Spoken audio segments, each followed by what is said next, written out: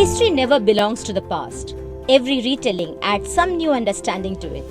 Sometimes politically twisted retellings take history for a ride. The legacy of Tipu Sultan is such a history that is muddled in the petty politics of communalism. Like every monarch, every ruler, Tipu was a mixture of good and bad, a combination of great achievements and pitiful failures. Undoubtedly, he was the architect of modern Mysore, a capable administrator. However, like all kings of those times, Tipu was also in pursuit of more wealth and territory. The local historians of Shrirangapattana have come together with professional historians to de-entangle that legacy from the clutches of short-sighted and manipulative communal politics.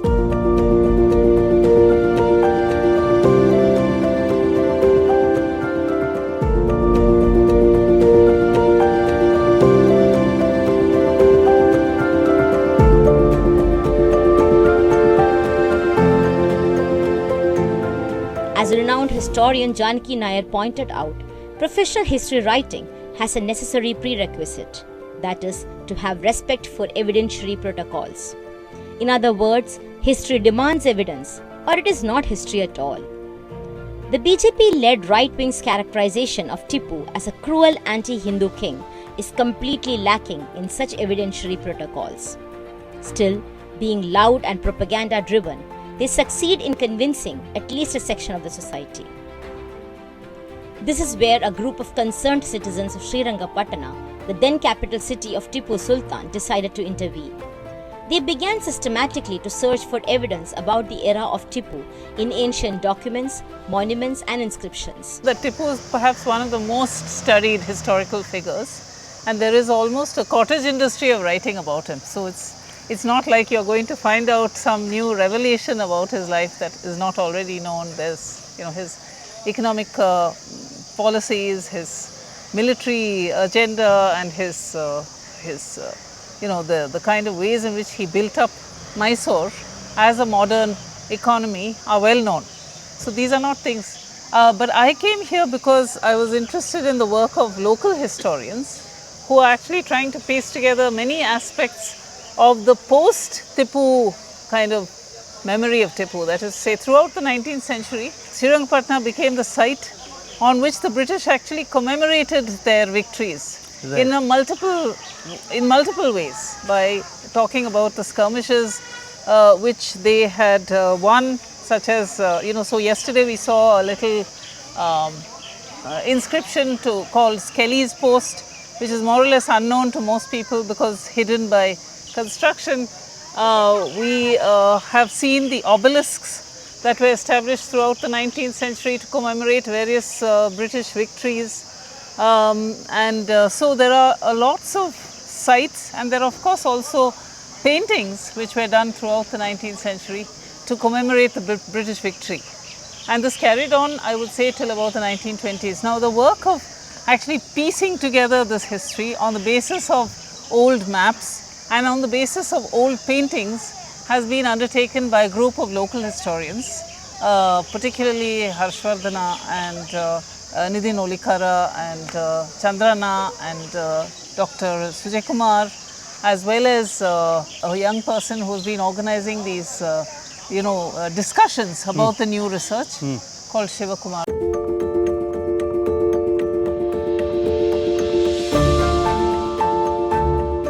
The 17th century ruler of Mysore, Tipu Sultan is hailed as the Tiger of Mysore and the first freedom fighter against the British. Tipu Sultan fought 3 major battles with the British and died at the age of 48 in the battlefield. The British found a ferocious opponent in Tipu and feared he would ally with the French and defeat them. However, when they eventually conquered Shrirangapattana and killed him, they unleashed a vilifying campaign against him, exaggerating his hostile acts of war towards smaller fiefdoms such as the Kodavas of the Coorg region and depicting them as communal attacks. Thus, the right wing in India began to portray Tipu as a religious bigot and an anti-Hindu ruler. However, this is what Gandhiji said about Tipu Sultan.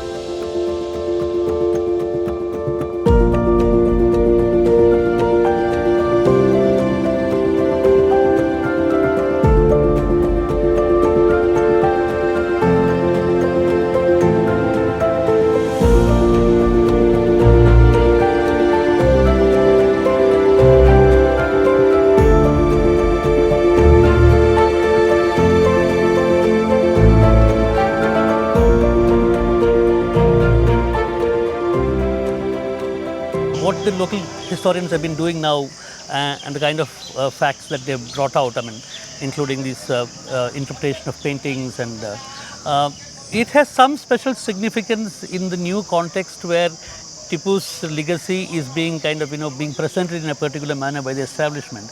And perhaps what you are trying to say, or the local historians are trying to say, is that there has been an attempt to kind of, reinterpret the legacy of Tipu during the British period also, and there is an extension of that now happening. That's correct, yeah. So I think the people I'm talking about are not necessarily combating each and every political kind of, claim that is made regarding Tipu's life and work.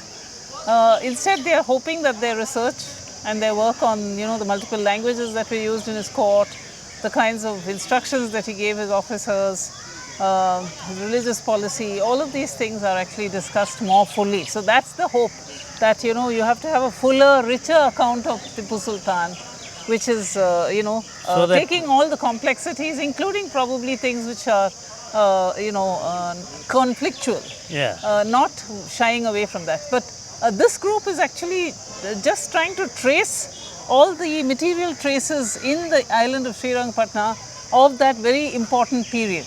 I have been introduced to Tipu by my father. He was an avid reader.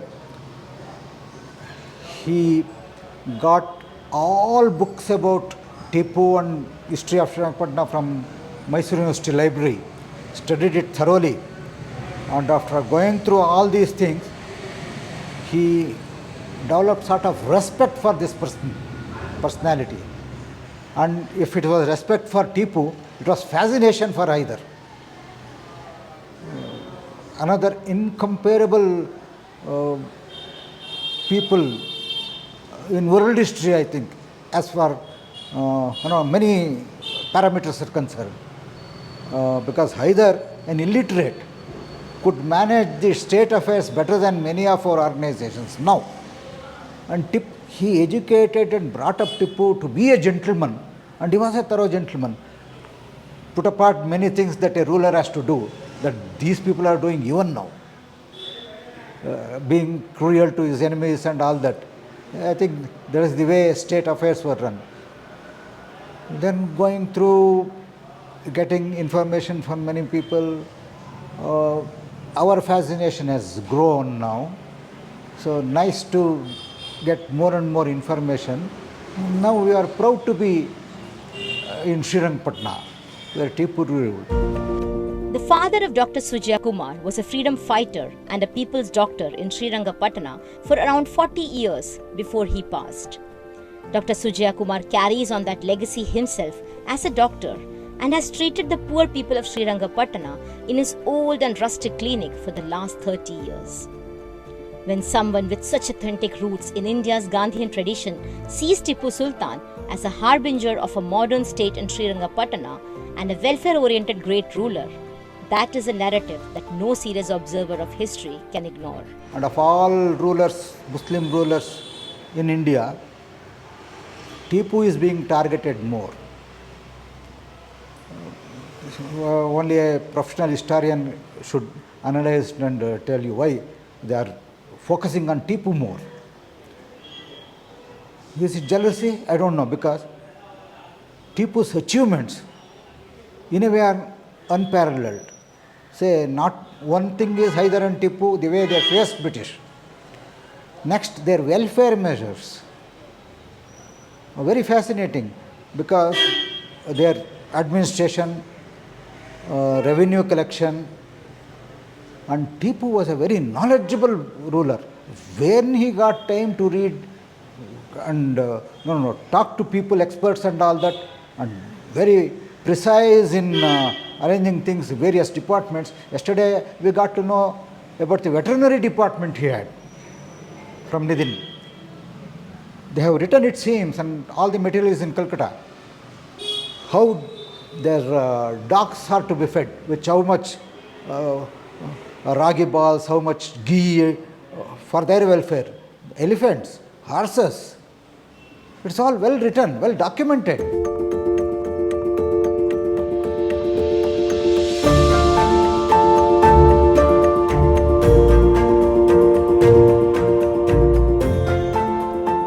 modern administration system that Tipu introduced to Mysore was unparalleled by any other states in India of his time. He had divided the whole area into what we call as districts now. And he had a police chief and a revenue chief, what we call as a DC or a collector, and then a SP, superintendent of police, each independent of the other. So there is no one single authority in a district. This advanced was his administration. Right. And then a time came when his finance minister advised him to remove all prohibition. He had prohibited liquor, ganja, everything.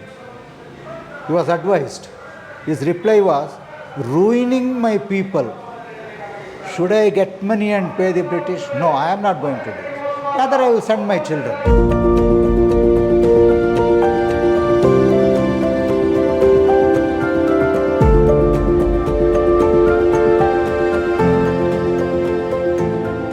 This was when he suffered a setback, and the British demanded him a huge ransom, or he was to send his 2 children as detainees with the British Governor, General Charles Cornwallis. As Tipu had no money to pay the ransom, he sent his children to British captivity. He would lease land to the poor, landless people, not given to them, to cultivate. And as long he cultivates, it is his. If he cannot, it is not his. What we call land reforms today, he had that idea then. Then in one war situation I have read, some reserve troops were coming, and British thought it has to be their, they are coming for their hair because looked so disciplined, they are marching and all that. But actually it was Tipu's reserve. So even his army was very disciplined. He had French army people to train them.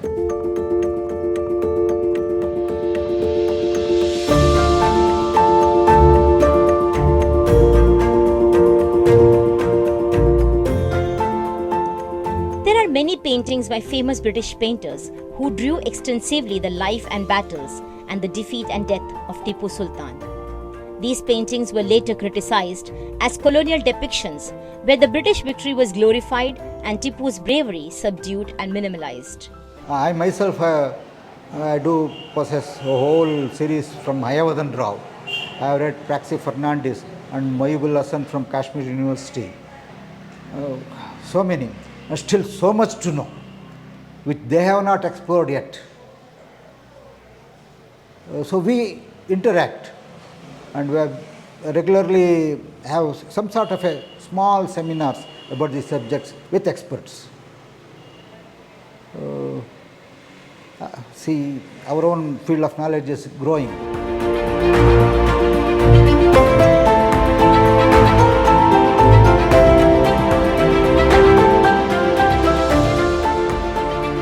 One can adore or blame Tipu Sultan as a ruler of the past based on his acts. However, it is not fair to blame him based on fabricated facts. The work of the local historians, with the help of professional historians such as Janki Nair, will give anyone who wants to understand Tipu and his times an opportunity to separate chaff of lies from the seeds of truth and realize on their own who this ruler actually was.